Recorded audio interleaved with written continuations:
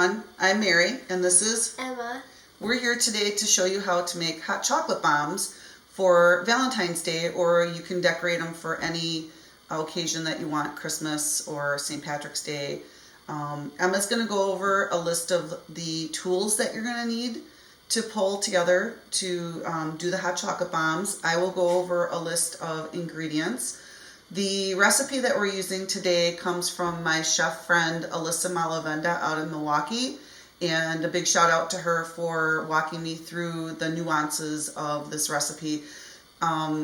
Once you do it a few times, you get a hang of what to look for and what not to look for, so we'll go over some of those tips for you today. Emma, why don't you start out with the tools that we're going to need? Okay, so the first thing you need is a silicone mold that's about 2.5 inches, and you can get them for three of them off of Amazon for $15.99. And the next thing you'll need is paintbrushes. You can just have a normal paintbrush that you use for painting. And also you need a double boiler, Which we'll go over how to set that up. It's also called a bain marie if you actually have one of those, but I made my own double boiler today. And also you'll need a plate in the oven, like we have right here, for a really cool trick that we do later. Yeah. And we also need a fork for drizzling on white chocolate, or basically any kind of chocolate that you want for decoration. If you don't have clean paintbrushes, these were brand new ones that we used after some trial and error. Alyssa had taught me to do it with a spoon, and I found out with having a younger person doing this that the paintbrushes worked really well. I've also tried a pastry brush, but it was leaving a lot of streaks and holes in the bottom of the chocolate mold, and then you end up having holes and the hot chocolate mix comes out. So some of the ingredients that you're going to need today is 24 ounces or 12 ounces of milk chocolate chips. Alyssa's recipe calls for a high quality chocolate called, she calls it couverture chocolate, like a Caladet. That's Callebeaut. I'll have a recipe that will be linked to this with the actual high quality chocolate. Today we're using Ghirardelli. There's another brand of chocolate that's a little bit higher than Ghirardelli, but I could not find it around here. Emma is a milk chocolate person, so that's what we're choosing to do. Alyssa's recipe calls for semi-sweet for, a more adult palate. But the kids, we're doing this for the kids today. That's what we're doing. We're using white chocolate, Ghirardelli white chocolate chips for the drizzle, and then I got some candy melts that are pink because we're doing this for Valentine's Day.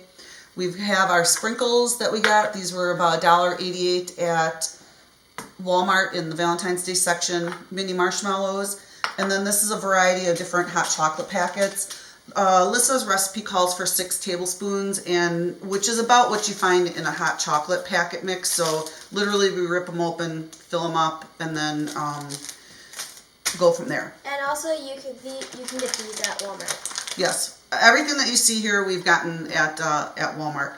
I'm not here to plug Walmart, but it's just our local store that we have. You can also buy them wherever other retailers sell this stuff. First, what we're going to do today is I'm going to show you how to set up a homemade double boiler. So why don't you follow me over to the stove. So in order to set up a bain marie, which is also a double boiler at home, what you'll need to do is find a pot and fill it with about 1 inch or so of water at the bottom. You want it not boiling. It'll come up to steam. You'll set your bowl on top of it like this, and then the chocolate chips or whatever your chips are using will melt. And here's a couple stages that I have with the drizzle that we're going to be doing today. These are the wafer chips, and these are the white chocolate chips that we're doing to drizzle. And you can kind of see these right here are brand new, haven't been over the heat. These right here are starting to melt, and you can tell the difference. Emma, why don't you come over and stir them up, and so everybody can see how you smooth those out. This one? Yep.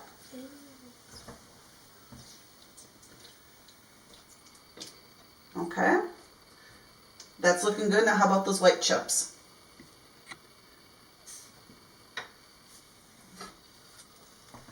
So now you can see you want to get them nice and smooth, that there's no more lumps left in it. And we're just going to leave this over on low while we're doing the rest of the video, and so that the way that they're ready for us. I have the chocolate that we're going to be using right here.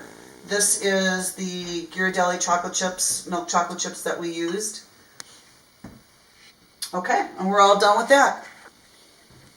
Now our next step is to take one of the empty chocolate molds, and we're going to fill each one with some chocolate, and then Emma will take and use the paintbrush to bring it all the way up to the edges, because eventually we're going to end up sealing each side together to make the ball. So Emma, why don't you, we'll both fill in. So about a little under a tablespoon of chocolate in each mold. We do have clean and pre-washed hands, so if you see us using our fingers to wipe the spoon or anything like that, you know that we're... And always make sure you wash your hands before baking.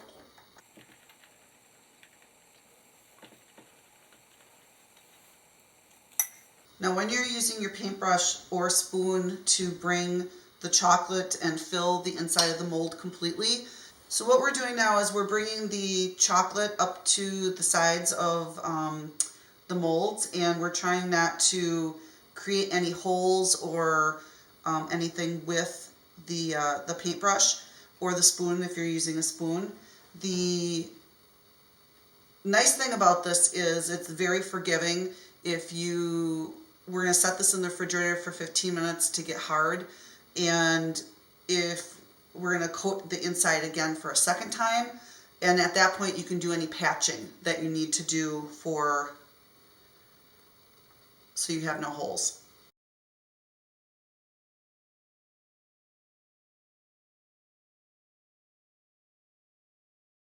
You can see you don't need to be very delicate with this. The inside does not need to look really great. The outside of the mold really makes a nice, clean ball when you're done with it, and when you pop it out it'll be nice and shiny. And however the inside of this looks, where you fill with the hot chocolate mix and all the accoutrements that you put inside of this, you won't even see it. So this is how it looks right here. And now we're going to put this in the refrigerator for 15 minutes to harden up. Now our first 15 minutes are up in the refrigerator for the molds, and what you want to do is look in the bottom of the molds to see if you can see the silicone coming through. And if you can, that means that the chocolate is not thick enough and you will eventually get holes in your chocolate bombs. So now what we're going to do is we're going to put a little bit more chocolate in each of the bottom of the molds, and Emma's going to go around and smooth it out and bring it up along the edges so that we have a good edge to be able to seal these closed. The other thing, learn from my mistake, if you have this chocolate too hot, it will melt the chocolate that you had in the refrigerator. Definitely. In the mold. So you might need to put it in for a little longer than the 15 minutes. Sorry for reaching over here, Emma. Let me know if you need chocolate in any of them.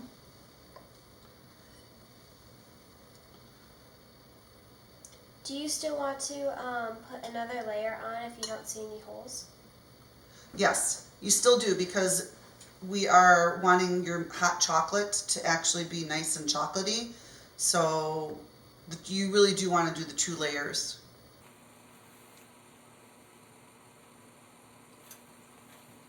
Once we're done with filling our second layer of chocolate in these molds, we are going to take this and put it back in the refrigerator for another 15 minutes.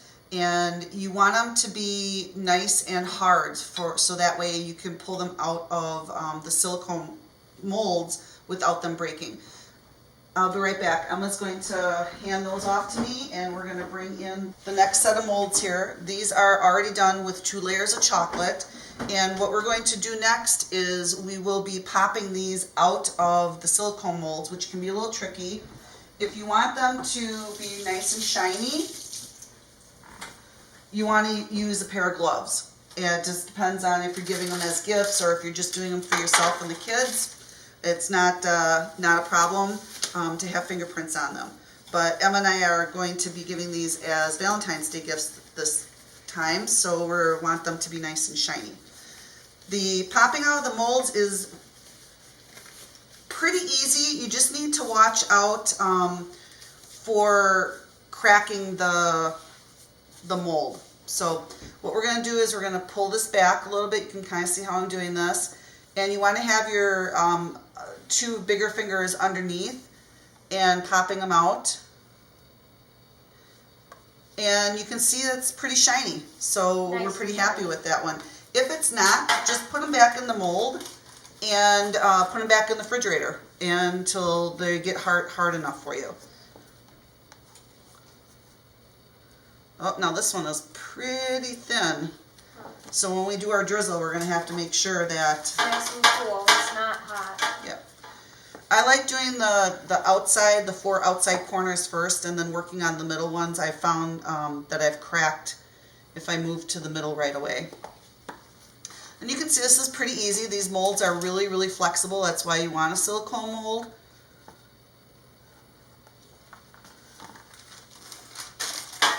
Okay, and now, do you want to give it a try, Emma? Why don't you see popping out? It's okay. We've got extra, so Yay. You got it. Keep going. There we go. And see, look at that, nice and shiny. Okay, one left.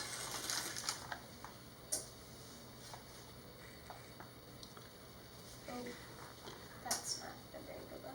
That's okay. It's a little, we might use that as the bottom. Okay, so now we have our 6 here on a tray.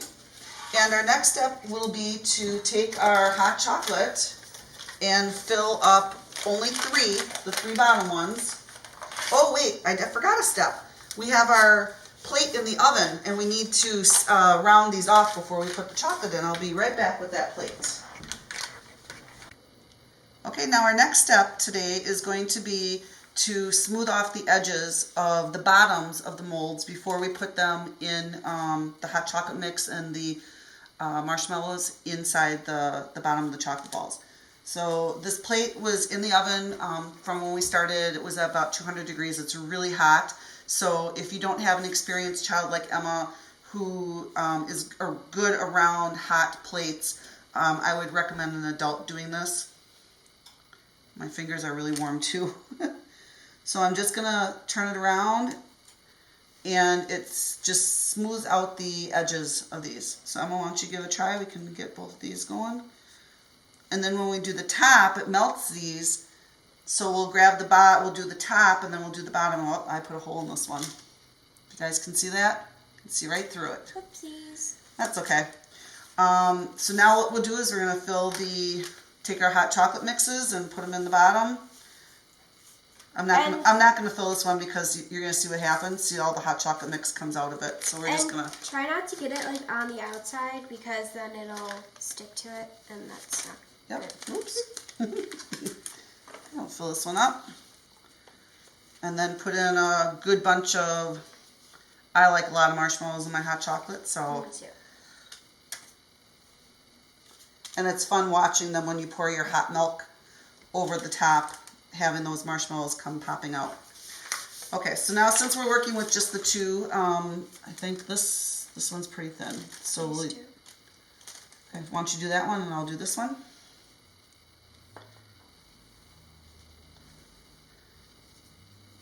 And we're just getting them melted enough, smoothing them out, and then we're putting them on together and we're sealing them up. You can see this one has a hole in it too, but that's okay. We're going to use some chocolate drizzle today, so hopefully we can get that covered up. Mine has a big hole in the bottom. Well, that's okay. We're back. We put the sealed balls into the refrigerator so that way they chill down enough so that way that they don't melt when we do the drizzle here. You want this to cool down a little bit, otherwise you will melt holes into the top of your chocolate balls. So with this, you're going to take a fork and scoop up some of your, for me it's white chocolate drizzle, and for Emma it's the pink. and you just want to go like this and have some fun. This is the part that the kids like to do. If you get blobs a little too thick, it will melt the hole. I've learned from that. Ooh, that looks pretty cool. We haven't done... Ooh. Ooh. That's going to melt. So it does make a mess. You just got to be prepared for that. And while it's still warm and gooey, that's when you want to put your sprinkles on. What would you like to do the last one, Emma?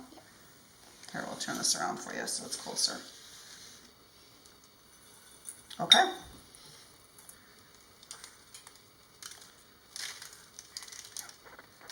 Oh, that melted. Oh! So you see what happened? It just melted the whole hole into the top of it. But it is what it is. We'll use that one for us to eat later. And we're going to, if you're going to do them for Valentine's Day with your family, you can do them up like this on a plate. So what we're going to do is Emma is going to show us how we're going to take a ball. The final step now is to take one of your hot chocolate bombs, put it in at least an 8-ounce glass. We're going to drop it in. Okay, can see that? Now Emma, pour the milk over. Come from this side. Whoop, now we see it drop. Keep pouring the milk.